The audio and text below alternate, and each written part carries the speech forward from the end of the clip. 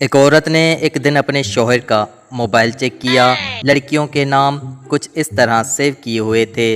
आँखों का इलाज, बातों का इलाज, दिल का इलाज। बीवी ने नहायत गुस्से में अपना नंबर चेक किया तो स्क्रीन पर आया ला इलाज।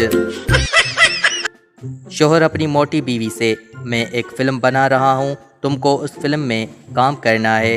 बीवी, हाँ ज़रूर करूँगी, मगर मेरा रोल क्या है? शौहर, तुम्हें आहिस्ता आहिस्ता पानी में उतरना है। बीवी, ठीक है, लेकिन फ़िल्म का नाम क्या है?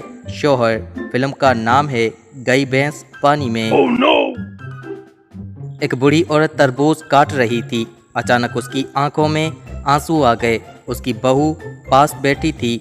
उसने पूछा, ये प्यास तो नहीं है, फिर आंसू क्यों? बूढ़ी औरत ने जवाब दिया, मैं जब भी बड़े तरबूज पर हाथ फेरती हूँ, हाजी साहब की टिंड याद आ जाती है। एक लड़का शराब पीकर घर आया। बाप से बचने के लिए लैपटॉप उठाकर बैठ गया।